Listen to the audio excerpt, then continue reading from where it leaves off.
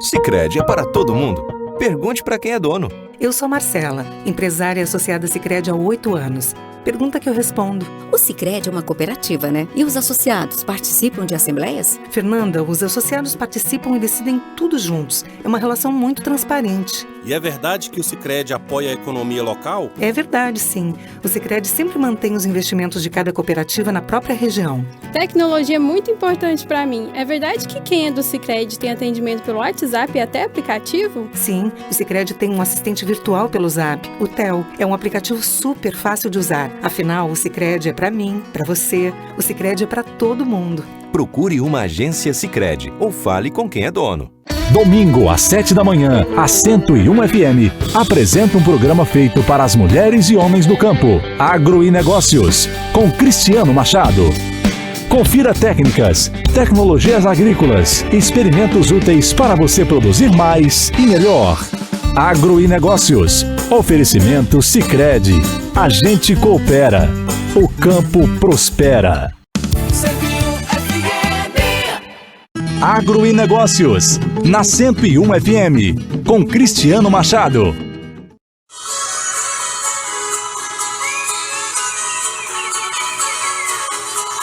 isso aí, amigo! É aqui comigo que eu quero ver!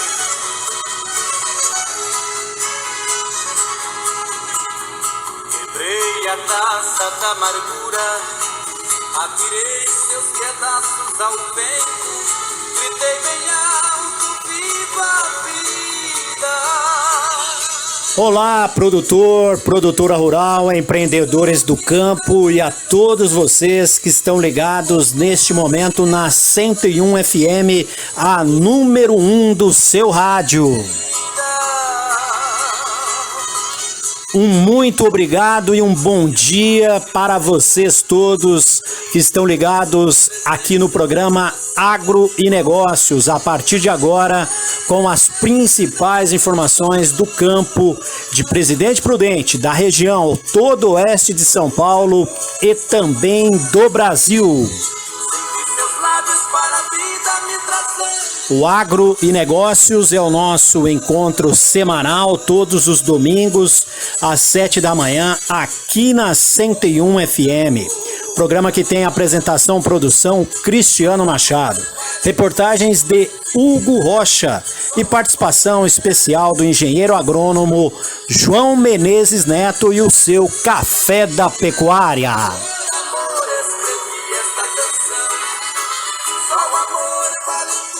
Quero agradecer também a quem está no norte do Paraná e sul do Mato Grosso do Sul. O som da 101 chega a 82 municípios dessas regiões, onde vivem 1,5 milhão de pessoas. E a vocês que estão ligados também pela internet. Cliquem no www.norteagropecuario.com.br e confiram pelas redes sociais o nosso programa de hoje.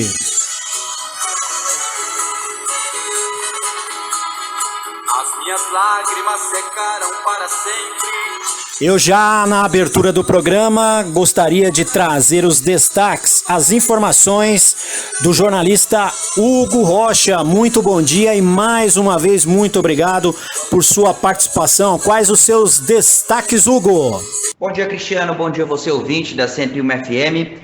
Olha, Cristiano, como destaque eu trago hoje no programa 2 entrevistas. Uma com o empresário Ricardo Toniello e a outra com o economista Adriano Machado. Ambos vão fazer uma leitura de uma matéria que você destacou no Jornal Imparcial há algum tempo atrás, falando da produtividade de cana-de-açúcar na nossa região. Olha, as duas entrevistas estão muito boas, estão muito condensadas e vão agregar muito no dia a dia de vocês. Daqui a pouco eu volto com as entrevistas e também com os índices do CPE Exalc USP. Seus lábios para a vida me trazendo qual inspiração. Confiram isso e muito mais no Agro e Negócios, na 101 de Prudente, para o Brasil e para o mundo. Só o amor é a inspiração. Sem amor a esperança é perdida. Por amor escrevi esta canção.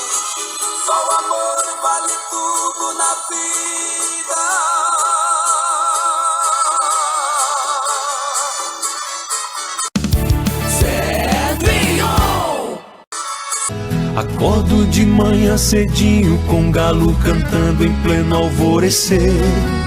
Acendo no fogão braseiro pra coar café, ver o dia nascer. Arreio meu cavalo baio, ponho no embornal uma rapadura. E pra comer com charqueado também levo litro de uma pinga pura.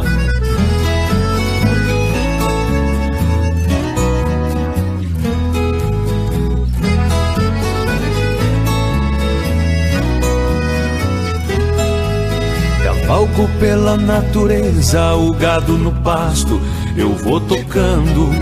Seguro o estouro da boiada, tenho todo o campo sob o meu comando. À sombra de uma quaresmeira, paro às 11 horas, saco minha navalha. Trapita meu cigarro, pico, corto fumo fino, enrolo na palha. Começa agora na 101 FM, o Agro em Negócios. Com as principais informações do campo no Oeste Paulista, em São Paulo e no Brasil. No ar, notícias que importam aos homens e mulheres do campo. No ar, o Agro em Negócios.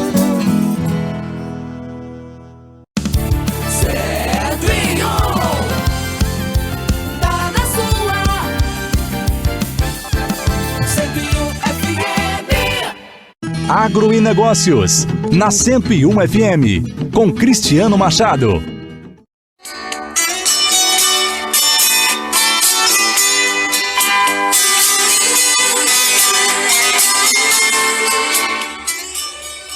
E sempre na abertura do programa Agro e Negócios, aqui na 101 FM, a número 1 do seu rádio, nós contamos com a participação imprescindível de João Menezes Souza Neto, engenheiro agrônomo, doutor João Menezes de Souza Neto, sempre com o Café da Pecuária, com orientações, dicas e sugestões para as mulheres e homens do campo.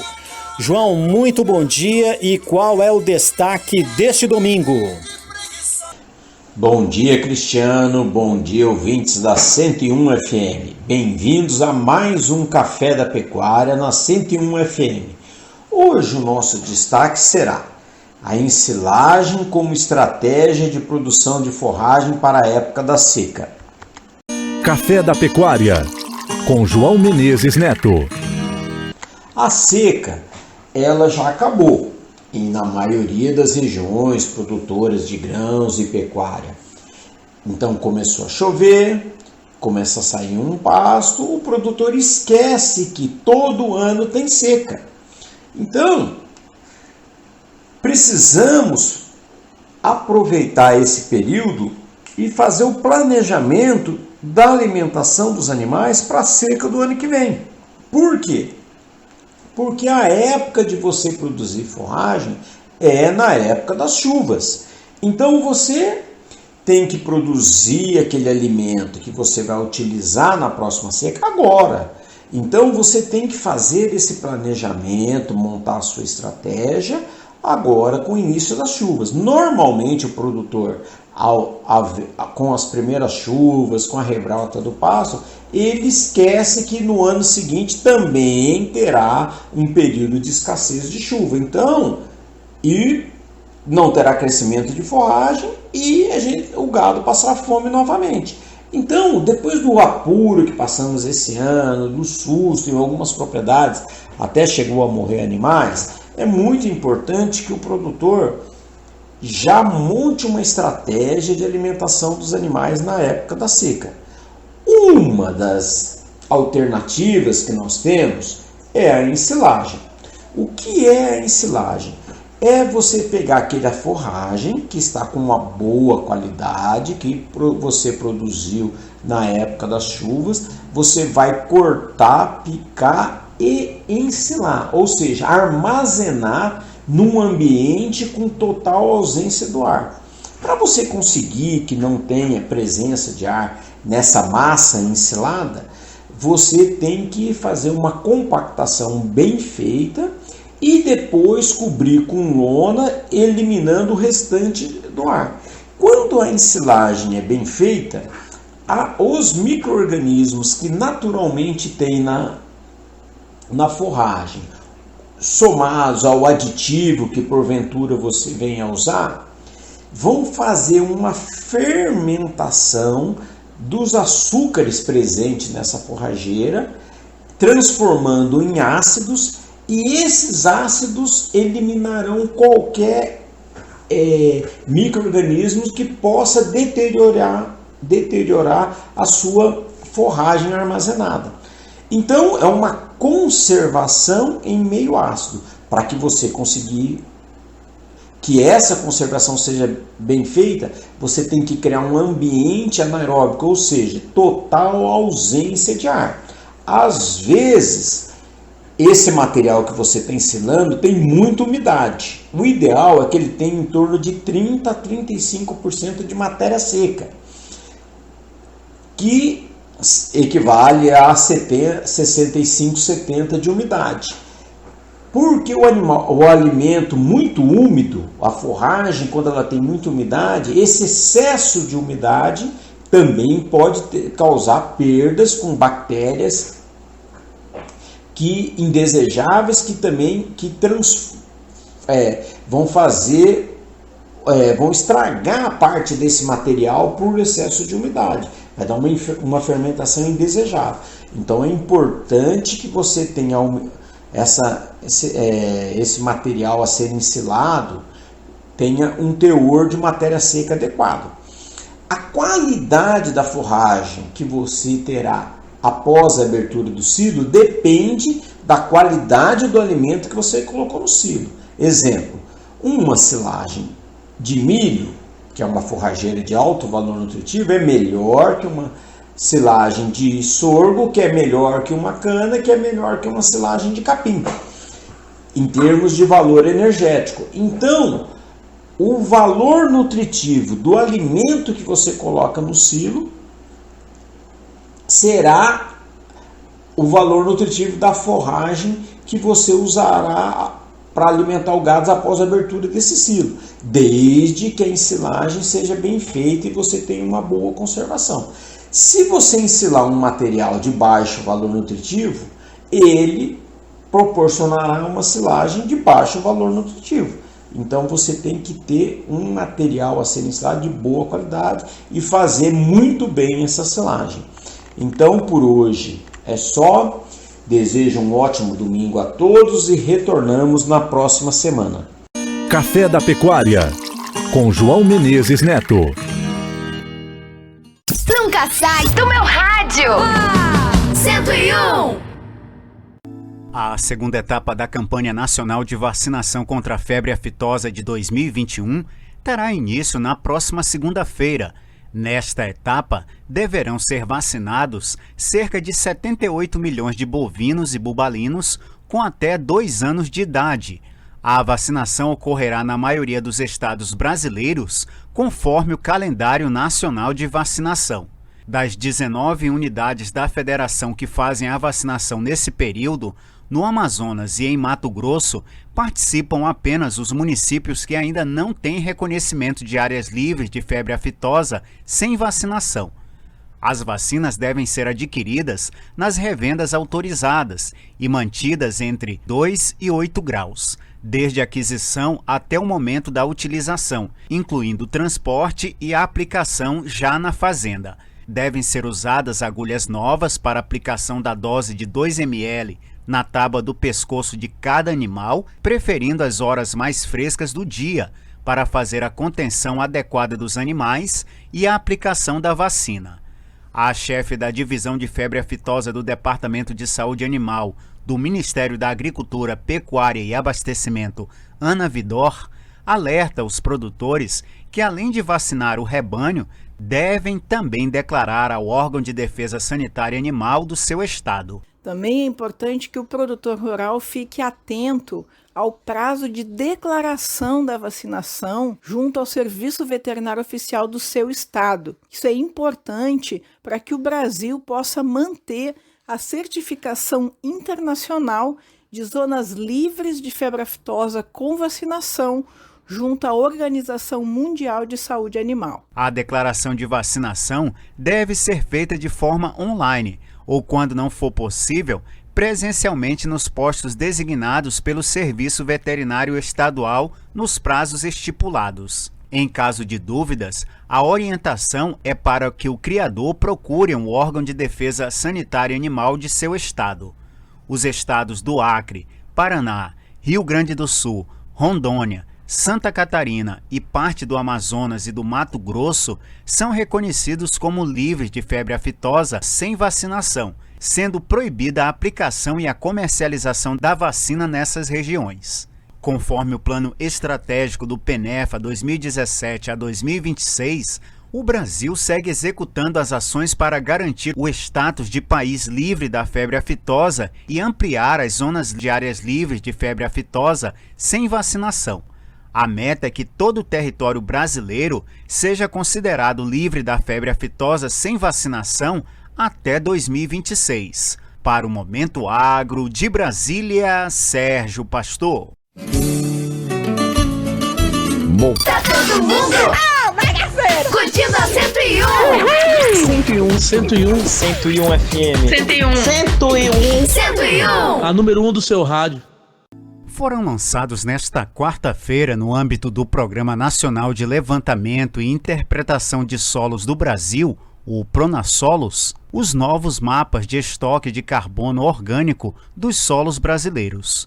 O material é uma importante ferramenta para políticas públicas relacionadas às mudanças climáticas e à diminuição de emissão de gases de efeito estufa com gestão eficiente dos recursos naturais. Conhecer a distribuição do carbono nos solos do Brasil e nas diferentes regiões, estados, municípios, biomas e nas fronteiras agrícolas é fundamental para a definição de estratégias e direcionamento de políticas públicas, principalmente aquelas cuja temática está ligada à descarbonização da agricultura e à recarbonização do solo, como o Plano ABC e o Programa Águas do Agro, ambos do Ministério da Agricultura, Pecuária e Abastecimento. O secretário adjunto de Inovação, Desenvolvimento Rural e Irrigação do Ministério da Agricultura e representante da coordenação do Comitê Estratégico do PRONASSOLOS,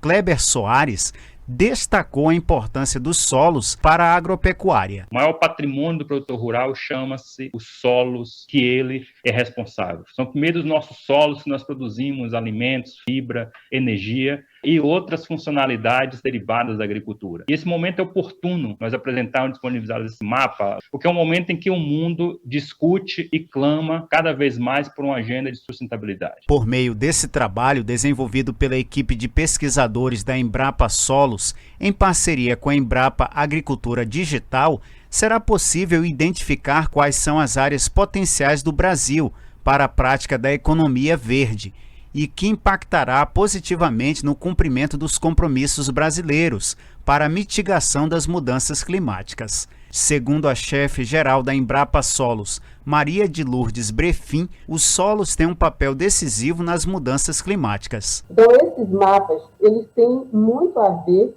com essa linha de base, com esse entendimento, conhecimento dos solos brasileiros na questão de carbono, especialmente para esse momento tão importante da COP26 e outros, que os solos agrícolas devem ser parte da solução de mitigação das mudanças climáticas. Os novos conjuntos de mapas estão disponíveis para consulta e download no portal de dados do PRONASSOLOS. O ambiente virtual reúne em um sistema de informações geográficas mapas e dados de solos produzidos pelo Serviço Geológico do Brasil, Empresa Brasileira de Pesquisa Agropecuária, a Embrapa, e o Instituto Brasileiro de Geografia e Estatística, o IBGE, e permite o cruzamento entre alguns destes produtos a partir das seleções solicitadas pelo usuário.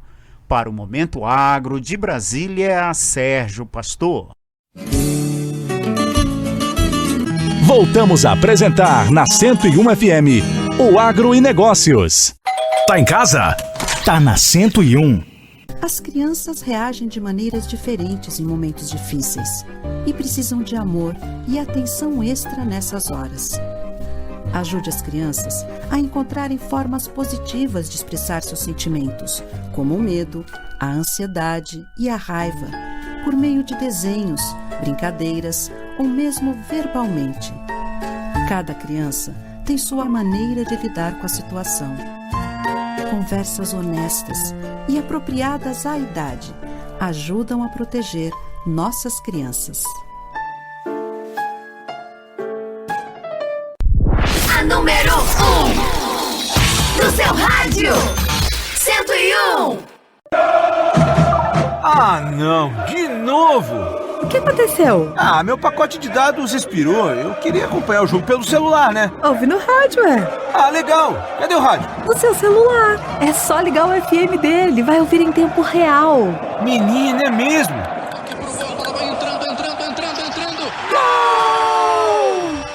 Para se divertir sem pagar. Rádio é só ligar. Uma campanha aberta. É normal que você, profissional de saúde, se sinta sobrecarregado e estressado nesse momento difícil. Procure o apoio de seus colegas, familiares e amigos e utilize estratégias para enfrentar este momento, como descansar e fazer pausas entre um turno e outro. Tenha uma alimentação saudável e procure fazer atividade física regularmente, como subir escadas, dançar e fazer ginástica em casa. Nós reconhecemos e agradecemos a dedicação de vocês para salvar vidas.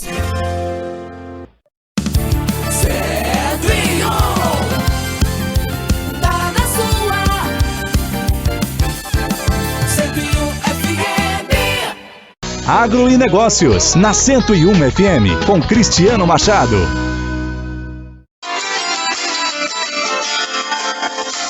Você que está ligado na 101 FM no programa Agro e Negócios, eu gostaria de convidá-lo para que acompanhe também às quintas-feiras no jornal O Imparcial a coluna Oeste Agropecuário. É assinada por nós que fazemos aqui o programa Agro e Negócios. O Oeste Agropecuário no jornal O Imparcial, ele é publicado às quintas-feiras na edição impressa do jornal e traz também informações úteis a vocês, homens e mulheres do campo, e aos empreendedores rurais e também a todos aqueles da cidade.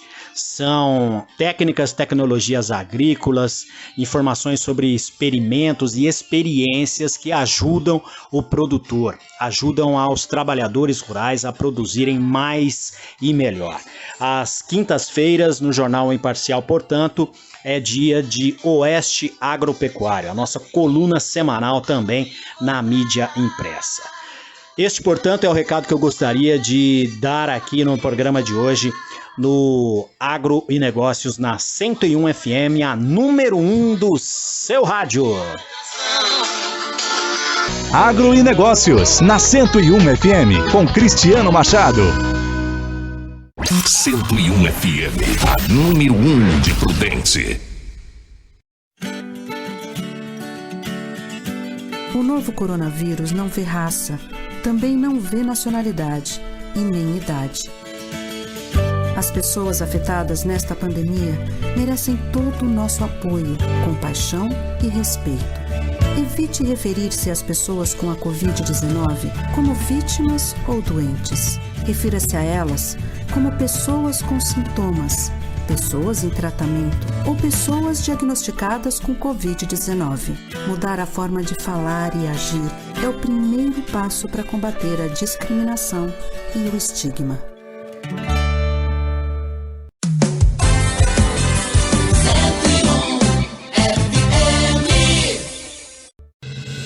Alô, Juliana, onde você está agora? Oi, Toninho. Estou aqui na Rua 8 com a Dona Luzia e ela quer fazer uma reclamação. Tem um buraco aqui na rua e está o maior perigo. Olha, Dona Luzia, nossa produção já está em contato com a prefeitura e eles informaram que vão tapar o buraco amanhã pela manhã. Nossa, nem acredito.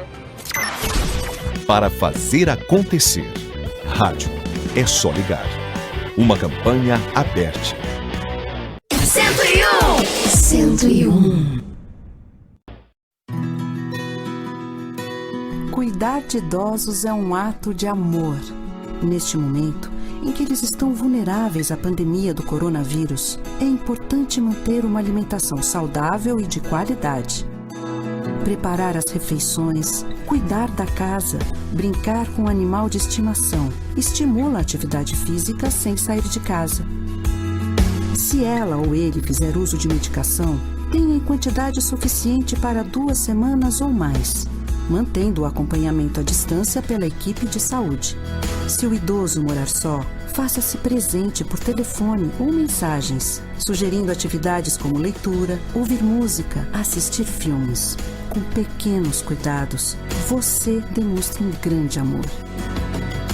Cuide-se, você também. Tá todo mundo curtindo a 101. 101 FM. 101. A número 1 do seu rádio. Tá em casa? Tá na 101. O Ministério da Agricultura, Pecuária e Abastecimento participou nesta quinta-feira do seminário A Contribuição do Brasil e da Dinamarca para o Desafio da Oferta Alimentar Sustentável, em Copenhague. O evento é organizado pela Embaixada do Brasil na Dinamarca, com o apoio da Apex Brasil, e contou com a participação de autoridades, empresários, investidores e acadêmicos. O secretário de Inovação, Desenvolvimento Regional e Irrigação do Ministério da Agricultura, Fernando Camargo, destacou as boas práticas brasileiras voltadas para a sustentabilidade ambiental do setor agropecuário. Ele apresentou os resultados do Plano de Agricultura de Baixo Carbono, o ABC+, lançado há 10 anos, bem como as metas para a próxima década, com a inclusão de novas tecnologias como a utilização de novos bioinsumos, a utilização da irrigação e a terminação intensiva de animais. Nós pudemos falar para vários protagonistas do tema na Dinamarca sobre o Plano de Agricultura de Baixo Carbono brasileiro, o ABC+, que é contribuinte para o alcance das ambiciosas metas que o Brasil vai levar para a COP agora em Glasgow. Foi importante dizer sobre as nossas tecnologias, o que já realizamos e tudo o que pretendemos realizar até 2030. Eu focalizei minha fala basicamente no tema da recuperação de pastagens degradadas. Nós temos uma meta ambiciosa de reduzir ou implementar a efetividade das nossas pastagens em 30 milhões de hectares. Ele lembrou que a agricultura brasileira é baseada em ciência e na adaptação ao calor tropical, e disse que o Brasil fez uma revolução verde na produção de alimentos nos últimos 50 anos, superando seu problema de segurança alimentar e se tornando um grande provedor de alimentos ao mundo. O Brasil usa atualmente 7,6% de sua área para a produção agrícola e, com técnicas como o plantio direto, realiza até 3 safras ao ano. São 70 milhões de hectares de área cultivada e 90 milhões de hectares de pastagens degradadas, que estão basicamente no Nordeste e no centro do país, fora do bioma amazônico. Após o evento na Dinamarca, o grupo do Ministério da Agricultura se reúne aos demais integrantes da comitiva brasileira em Glasgow, na Escócia, onde acontece a Conferência das Nações Unidas sobre Mudanças do Clima, a COP26. O secretário Fernando Camargo representará o Ministério da Agricultura no evento. Para o Momento Agro, de Brasília, Sérgio Pastor. Passou da porta. Usou máscara. 101 FM. Agro e Negócios, na 101 FM, com Cristiano Machado. Confira as cotações do mercado agropecuário. A partir deste momento, no programa Agro e Negócios na 101 FM, a número 1 do seu rádio, nós teremos informações sobre mercado agropecuário, as cotações agropecuárias, comportamento de alguns dos principais segmentos econômicos do campo. E quem traz esses detalhes a partir de agora é o jornalista Hugo Rocha. Qual é o seu primeiro destaque, Hugo? Bom, Cristiano, os índices do CPE Exalc USP, vamos começar falando sobre frango. O poder de compra do avicultor paulista está mais elevado nesse mês, frente aos principais insumos utilizados na atividade, que é o milho e o farelo de soja.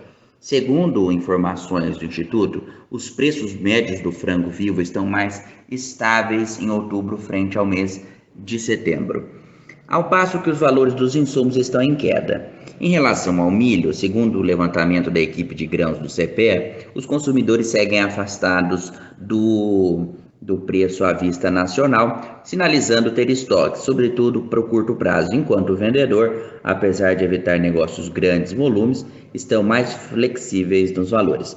Quanto ao farelo de soja, a demanda enfraquecida pressionou as cotações do derivado. Bom, o preço do frango congelado foi negociado no estado de São Paulo até o dia 28 a R$ 7,80. Já o frango resfriado foi negociado até o dia 28 a R$ 8,10.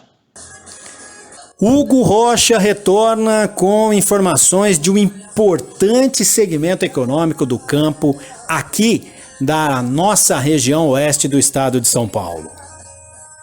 Bom, agora vamos falar de boi gordo. Os dados do CPEA mostram que a atual relação de troca de arroba do boi gordo por animais de reposição atingiu o momento mais desfavorável ao pecuarista recriador, considerando toda a série histórica do CPEA.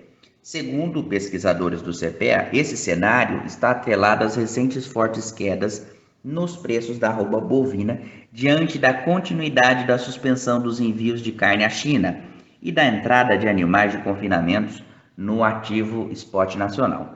Além disso, os valores dos animais de reposição seguem relativamente firmes em muitas praças acompanhadas pelo CPEA, reforçando a piora na relação de troca do recriador. O indicador do boi gordo CPEA B3 até o dia 28 era de R$ 254,10 e esse foi o valor da arroba negociada segundo o CPEA. Agro e Negócios, na 101 FM, com Cristiano Machado.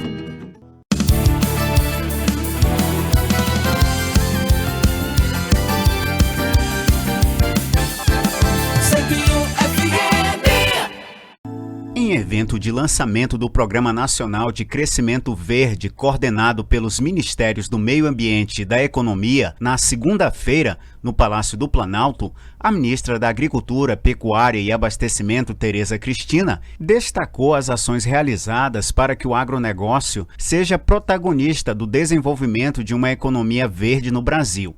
Ela citou a criação da Cédula de Produtor Rural Verde, a CPR Verde, que irá incentivar o produtor rural a produzir preservando e recebendo pagamento por serviços ambientais. Por meio de iniciativas sustentáveis, o Brasil continuará a fortalecer a agropecuária, um dos setores mais vulneráveis às mudanças climáticas. O Plano Setorial de Adaptação e Baixa Emissão de Carbono na Agropecuária, chamado de ABC+, foi apresentado pela ministra como uma das mais ambiciosas políticas públicas agropecuárias no mundo. Até 2030, a meta do plano é reduzir a emissão de carbono equivalente a 1 bilhão e 100 milhões de toneladas no setor agropecuário, com a adoção de tecnologias de produção sustentável. Outras diretrizes nas quais o Ministério da Agricultura atua também foram lembradas pela ministra, como a integração entre a conservação do meio ambiente com a produção agropecuária, a regularização fundiária, a promoção da regularização ambiental das propriedades rurais com a implementação do Código Florestal Brasileiro. A agricultura brasileira é descarbonizante e a neutralidade de carbono caminha a passos largos nessa nossa agricultura. O Programa Nacional de Crescimento Verde tem como principais objetivos aliar redução das emissões de carbono, conservação de florestas e uso racional de recursos naturais, com geração de emprego verde e crescimento econômico, melhorando assim a condição de vida da população brasileira. O programa será guiado por incentivos econômicos, transformação institucional e critérios de priorização de políticas públicas e projetos e ações do setor privado. Os incentivos econômicos terão como foco a promoção do desenvolvimento de instrumentos de mercado.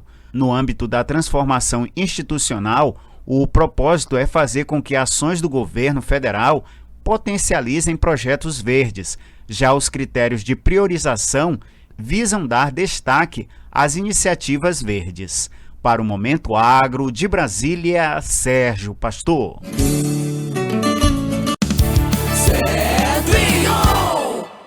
Foi inaugurado nesta terça-feira em Corumbá, no Mato Grosso do Sul, o primeiro hospital veterinário de campanha do Programa Nacional de Resgate de Fauna Silvestre, o Resgate Mais.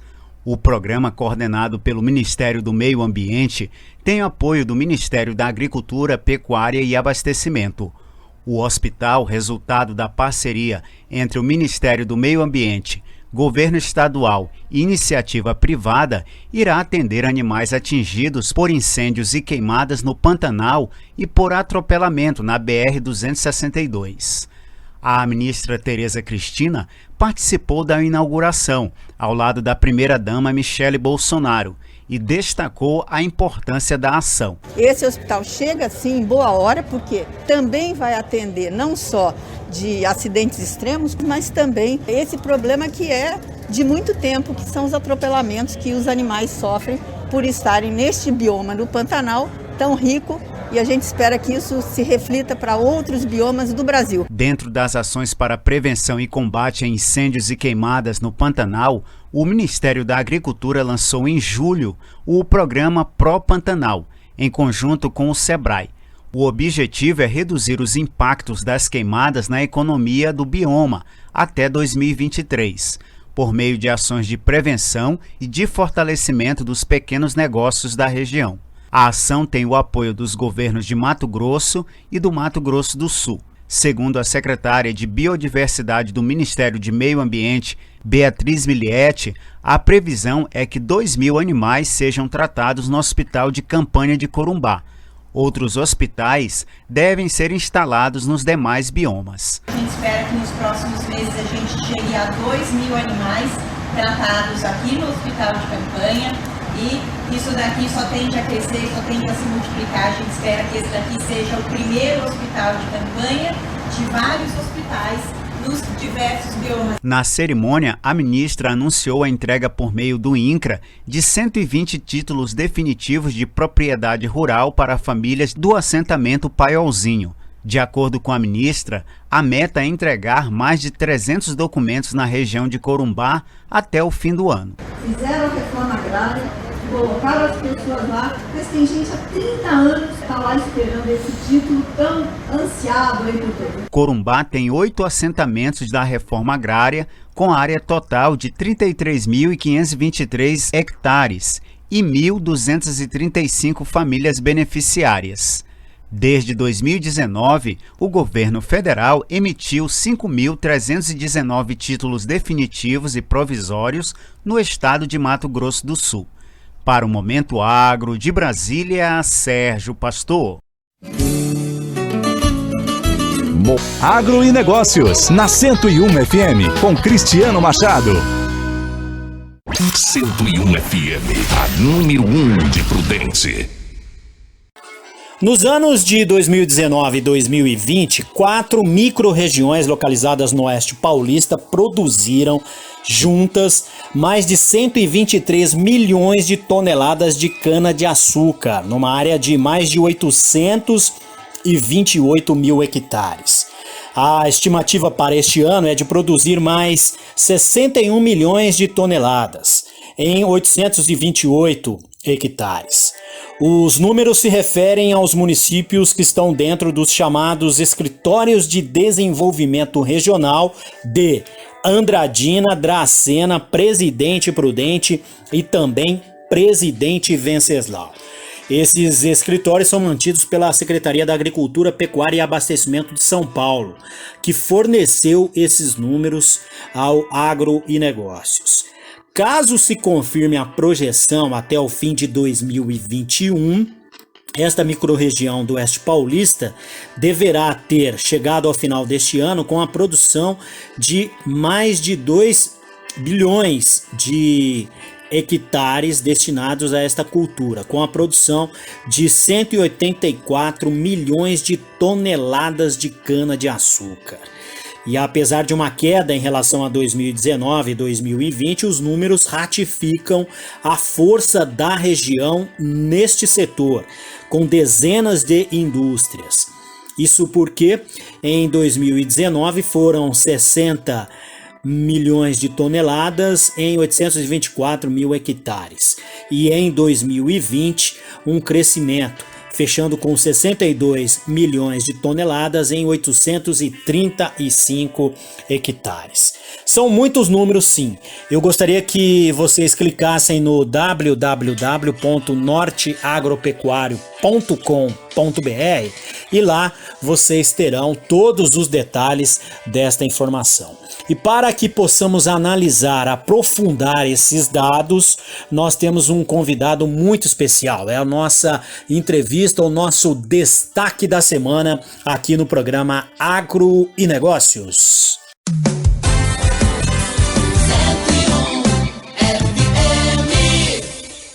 Destaque da semana com Cristiano Machado. E sobre este assunto, o jornalista Hugo Rocha tem um convidado especial. É contigo, Hugo! Vamos falar agora com o Adriano Machado, referente também a essa matéria, referente a esses números, e para que você, ouvinte, entenda um pouco mais sobre isso na visão de um economista. O Adriano é responsável pela Praxi Consultoria e vai nos falar sobre esses números. Bom dia, Adriano. Pelas características da região e o número das usinas, qual que é a sua análise sobre esses resultados? Eles são aceitáveis ou eles estão abaixo do esperado? Bom dia, Hugo, tudo bem? Bom falar com você e com todos os ouvintes. Bom, em relação a esse item, tá? Acredito que ela está bem dentro do esperado, né? Com toda a variação aqui que a gente consegue enxergar, tanto de aumento de área e posterior redução também, e a redução das toneladas, né? Então uma produtividade aí relativamente próxima, na média, né? Então não tem muita modificação em relação à área plantada e toneladas colhidas, né? A produção. Então a gente vê aí que está uma proporção quase que 1 para 1 ainda, né? Com a diferença muito pouca em relação a esses itens. Hugo, realizando uma análise mais pormenorizada, né, a gente vê aqui que a região de Andradina, em relação à produtividade, ela se manteve do ano de 2019 para o 20 e caiu um pouquinho do ano de 2020 para 21. Né? Ela teve 75 aí, toneladas por área, né? E no ano de 2021, com estimativa, caiu para 73. Tá? Da mesma forma, todos os outros municípios. Tá? Todas as outras regiões, aliás. Andradina teve uma queda de 1% na produtividade, tá? Do ano de 2020 sobre 19, e de mais 2%, né? Caiu de novo 2%, 21 sobre 20. Dracena ficou praticamente parelho, não houve alteração no primeiro ano, e no segundo ano teve uma produtividade maior de 2%. Presidente Prudente cresceu 2% na produtividade no ano de 2020 em relação ao ano de 2019, e no ano de 2021 caiu 1%. Né? Um dado que vale destacar é a região de Presidente Venceslau, que a produtividade em 2020 aumentou 3% e em 2021 aumentou mais 8% sobre 2020, né? Que chamou bastante atenção, saindo aí de 7 milhões de toneladas para praticamente 7. Presidente Venceslau saiu aí de 65 toneladas por hectare em 2019 para 67 em 2021, a tendência é fechar com 72 toneladas, né? Então ela começou assim abaixo das outras regiões, e agora para o ano de 2021 ela vai estar bem próxima nesse pilotão intermediário aí, sendo praticamente a terceira maior produtividade dessas 4 regiões. Então isso que a gente pode analisar em relação à produtividade. No geral, a produtividade de 2020 sobre 19 aumentou 1%, né? A gente somando entre os que aumentaram e os que reduziram ali as regiões. Então, no total, aumentou 1%, e no ano de 2021 sobre 2020, ela praticamente ficou estável, tá? Teve uma pequena redução de menos de 0,5%. Então, a gente pode apontar aí que o ano de 2021 vai ser, em relação à produtividade, vai ser muito próximo ao ano de 2020, ao ciclo desses 2 anos, tá? E além da produtividade, né, a gente vê aqui alguns indicadores importantes, né, do total aqui, de 2020 em relação a 2019, né, houve 1% de aumento da área plantada e 2% no aumento das toneladas, tá? E no ano de 2021 sobre 2020, a gente vê aí uma redução, né, de 1% nos 2 indicadores. Por isso que a produtividade aí ficou praticamente nula nesses dois totais, né? E analisando aí pormenorizadamente, a gente vê principalmente, né, no ano de 2020 sobre 19, quem puxou a fila da queda foi o presidente Venceslau, com 6%, com a área 6% menor do que a de 2019, e no ano seguinte, 2021, 1% ainda menor. Tá? E o que chama a atenção foi Dracena, que no ano de 2021, ela aumentou 5% a sua área plantada. E Presidente Prudente, no ano de 2021, em relação ao ano anterior, reduziu 2%, assim como Dracena também reduziu 2%. Em relação às toneladas, né, avaliando aí o que chama bastante atenção, né, que foi pelo fato, inclusive, que a região de Presidente Venceslau aumentou a sua produtividade, ela teve no ano de 2021 7% a mais de colheita em relação ao ano de 2020, com 1% a menos de área plantada, né, aí que a gente chegou a essa produtividade dessa região que foi a maior.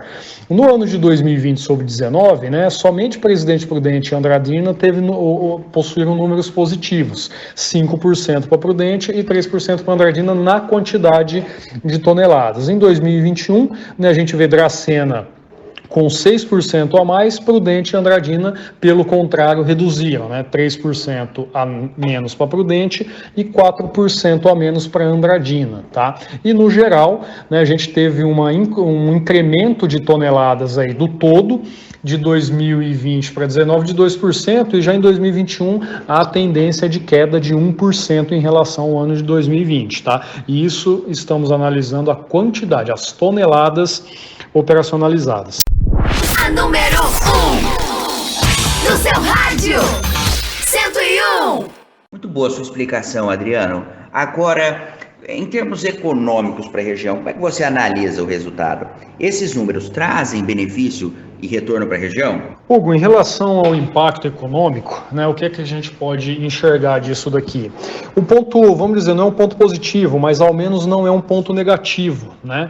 Que a produtividade, ela não caiu, né? Ela ficou praticamente constante em relação a 2020, 19 e 21 sobre 2020. Tá? Então isso não é um ponto positivo, mas também não é negativo. Ele é um ponto, eu considero, pela conjuntura atual, considerando aí as intempéries do clima, a seca, geadas e tudo mais, que foi um resultado até satisfatório, tá? Apesar que matematicamente ele não está positivo. Então isso é muito interessante na soma de todas as regiões, né, que essa produtividade ela tenha se mantido, apesar de uma área plantada um pouquinho menor e de uma tonelagem aí um pouquinho menor também, tá? Então o benefício é isso, é de não ter piorado muito. Tá? Então, o foco principal que a gente tem que analisar e a gente tem que efetivamente ver com bons olhos esses números e essa perspectiva é que não houve uma regressão, né, tão grande nas toneladas, tá? Principalmente por conta da produtividade.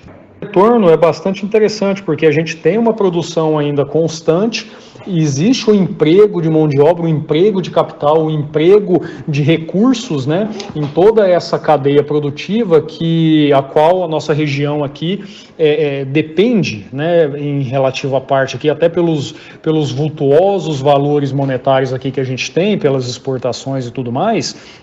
Então, analisando isso, só pelo fato desses números terem se mantido, né, com pouca variação para baixo, já é um ponto muito positivo, né? Ele mantém a cadeia produtiva, mantém o que nós economistas chamamos de ciclo econômico, né? Ou seja, a roda ela não para de girar, mesmo girando na mesma velocidade, o importante é que ela não parou de girar. Ainda trouxemos divisas do exterior para a região, essas divisas são aplicadas na região em formato de mão de obra, insumos, aluguéis, entre outros de milhares, assim, por conta de ser uma indústria muito grande, né, um setor muito grande, milhares de outros insumos e fornecedores são irrigados de toda esse movimento econômico, tá? Então, esse é o grande benefício aí, principalmente de se manter essa atividade na região e ela não ter caído. 101, a número 1.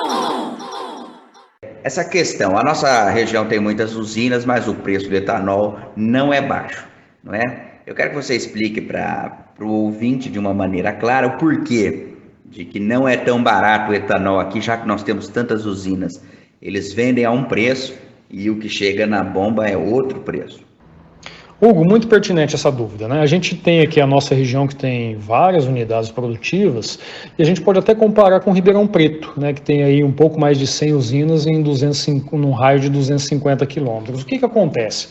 Essas indústrias desse setor, né, do agro, do setor de cana, ela produz dois grandes produtos e um subproduto, tá? Que é o etanol e o açúcar, e algumas faz uma cogeração de energia, mas aí a gente pode até considerar como um subproduto, tá? O que é o principal? Por que nas regiões até que tem muita usina o preço do combustível não é tão mais barato? Por quê? O combustível ele é destinado quase que a totalidade ao mercado interno, né? Então a usina ela vai vender para receber em reais, né? Ela tem todo o custo em reais e vende em reais, ok, até aí na contabilidade tudo bem. Já o açúcar, uma boa parte dele, né, e são volumes aí vultuosos de recursos financeiros, aí a gente está falando aqui alguma coisa em torno de mais de 150 milhões de dólares ano, né, somatório de todas essas regiões aqui, que são exportados, né? Então a gente tem uma margem, né, o lucro da venda do açúcar é muito maior do que a venda do etanol. Então nesse caso as unidades elas produzem até menos etanol e um pouco mais de açúcar, porque a margem é maior, né? Aí é uma questão de competitividade de produto, né, dentro da própria indústria. Então é por isso que, mesmo tendo diversas usinas numa região, o preço do etanol ele não é tão mais competitivo quanto em outros lugares, né? Porque alguns dos fatores, um dos principais fatores é a destinação da produção da moagem da cana ir para a produção de açúcar e não para etanol. E um outro detalhe também, que o preço, não vamos dizer que é uma questão da cartelização do preço, né? Mas ele, vamos dizer, é uma commodity, então o preço já está mais ou menos acomodado em relação aos custos para quase todas as regiões, né? Então a diferença de preço é muito grande, mas o principal fator é justamente esse, né? É a rentabilidade por linha de produto, onde o açúcar, até por conta da exportação, ele tende a ser mais atrativo do que o próprio etanol. Aí, produzindo uma quantidade constante de etanol, o preço aí, vamos dizer, ele não fica muito mais barato. Porque vamos imaginar o seguinte, se nós convertêssemos toda a produção de etanol, toda a produção de açúcar para o etanol, bem provavelmente o preço, por ter uma oferta muito maior, o preço tenderia a cair um tanto, tá? Então esse é o principal fator aí dessa questão do preço dos combustíveis não baixarem ou não serem mais baratos em uma região onde tem muita usinas de cana. 101. Para a gente fechar a entrevista, Adriano, eu quero que você nos fale um pouco sobre o que as usinas têm feito em relação aos aspectos socioambientais. A gente sabe que você também tem um trabalho ligado a essa questão de meio ambiente, de estudos relacionados ao meio ambiente. Então eu quero que você nos diga o que você tem visto na nossa região. Isso, Hugo, é também um fator muito importante, né? Obviamente, diversos fatores, inclusive legais, né? Por conta da própria gestão de resíduos e a gestão ambiental, né? A legislação ambiental, que a gente vê aí um movimento de bons anos para cá, a proibição, né, de queimadas, a mecanização do setor, né, tá em sim um ritmo muito grande, está em quase sua totalidade, já operando quase que mecanicamente, e a gente vê essa questão do aspecto social, é uma prática de gestão. As boas unidades produtivas, aí, as usinas maiores, mais estruturadas, que têm uma boa gestão empresarial, eles também cuidam dos aspectos socioambientais também com muito carinho, né, com muito cuidado, com bastante zelo. Por quê? Toda essa política de gestão socioambiental, ela também se traduz em resultado financeiro, né, por evitar multas, evitar autuações, né, e principalmente para o próprio meio ambiente, onde ela consegue, o meio ambiente que eu digo, meio ambiente econômico, onde estão inseridas pessoas, o próprio meio ambiente, né, que vamos chamar assim o verde, e toda a questão do ciclo econômico que a gente comentou. É fundamental as boas, as usinas bem geridas, as grandes usinas, né, que tem uma governança corporativa já bastante madura, eles dão toda essa atenção e esse foco no aspecto socioambiental também para ter resultado e para melhorar o meio ambiente econômico onde eles estão inseridas, né? Porque se elas melhoram o meio ambiente econômico onde estão inseridas, o trabalho delas tende a ser até, a produtividade aumenta, os recursos se tornam mais baratos, tem uma maior oferta de recursos e aquilo que a gente falou do ciclo econômico funciona de uma forma um pouco melhor, tá? E até em relação à captação de recursos, né, principalmente recursos internacionais. Hoje a gente tem uma grande preocupação no mundo, que são as práticas socioambientais aí de governança. Então tem muitos fundos internacionais de investimento, muitos fundos de bancos internacionais que não emprestam recursos e nem aportam e nem investem em empresas onde a questão socioambiental não é levada a sério ou implementada as boas práticas dela, tá? Então, felizmente, né, por uma mudança mundial, nós estamos sendo positivamente afetados com a mudança da cultura das indústrias brasileiras desse setor para dar esse foco maior, esse cuidado maior à questão socioambiental. Muito bem, Adriana, muito obrigado pela sua explicação, agradeço a sua participação aqui no programa e os microfones estão abertos. Qualquer novidade, por favor, estamos disponíveis para ouvi-lo. Um abraço. 101. Você acompanha o Agro e Negócios, na 101 FM. Hugo Rocha, jornalista, sempre participando conosco aqui do Agro e Negócios da 101 FM, a número 1 do seu rádio. Muito obrigado por sua participação com informações muito importantes para todos aqueles que nos acompanham pelas ondas do rádio aqui na 101 no programa Agro e Negócios. Até o próximo domingo, Hugo. Bom, Cristiano, nós encerramos o programa agradecendo sempre o ouvinte, né, pela participação, aos nossos entrevistados e o Adriano Machado e contando que todos vocês, ouvintes, voltem no domingo que vem, assim como nós estaremos aqui, se Deus quiser. Um abraço, bom domingo e até breve.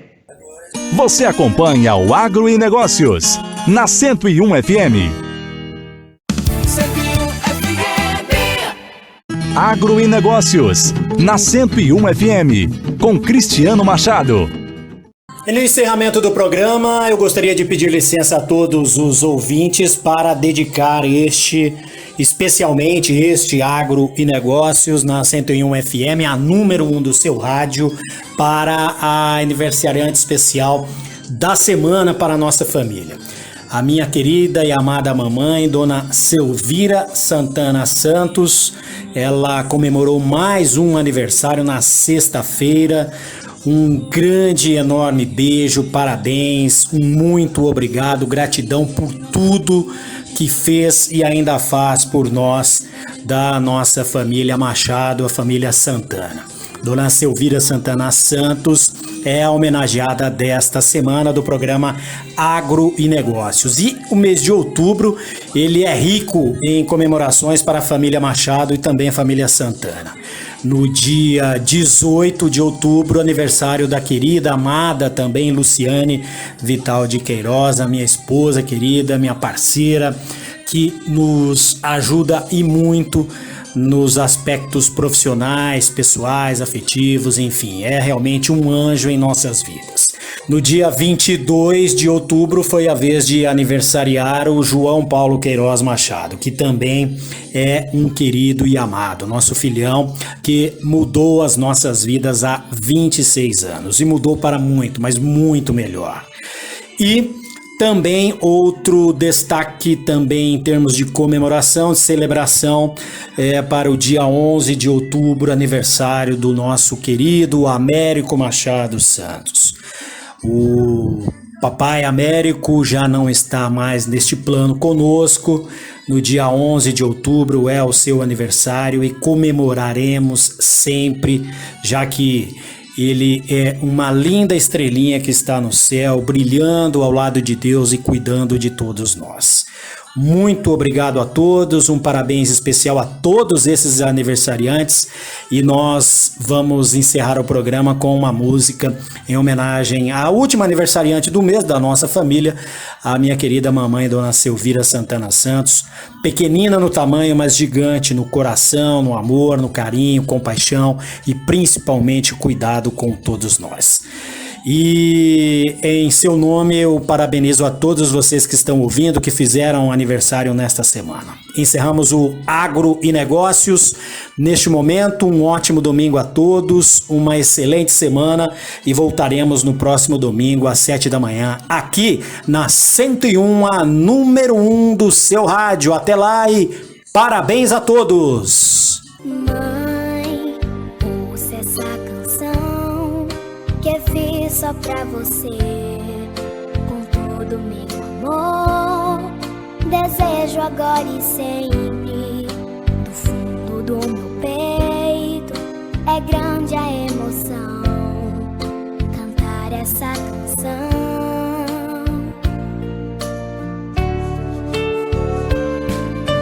Mãe, essência do saber, poço de bondade, luz de todo ser, amor, sinceridade, joia preciosa, intuição no olhar, razão do meu viver. És amor sublime, inesquecível, não tem porquê. És a palavra mais forte, és o farol do meu amanhecer. Só agora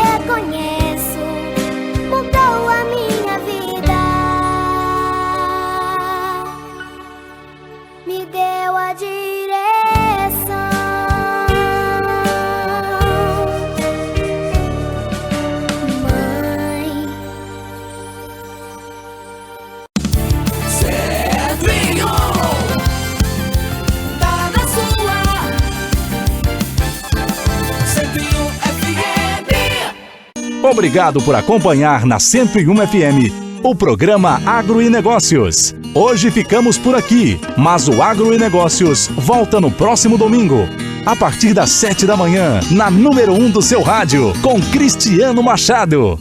Sicredi é para todo mundo. Pergunte para quem é dono. Eu sou o Carlos, vendedor e associado Sicredi há 15 anos. Pergunta que eu respondo. É verdade que o Sicredi distribui os resultados? Verdade, Juliana. Como o Sicredi é uma cooperativa, todos os anos o resultado é distribuído proporcionalmente entre os associados. Eu sendo dono, eu também participo das decisões do Sicredi? Participa sim, Edu. No Sicredi, o associado tem vez e tem voz nas decisões da sua cooperativa. Sabe como é a vida de estudante, né? A grana é sempre curta. Será que o Sicredi é para mim? Claro que sim, Paulo. Com apenas R$20 você já abre uma poupança aqui com a gente. Mas o Sicredi não é só para o público agro? Não, o Sicredi é para mim, para você. O Sicredi é para todo mundo. Procure uma agência Sicredi ou fale com quem é dono.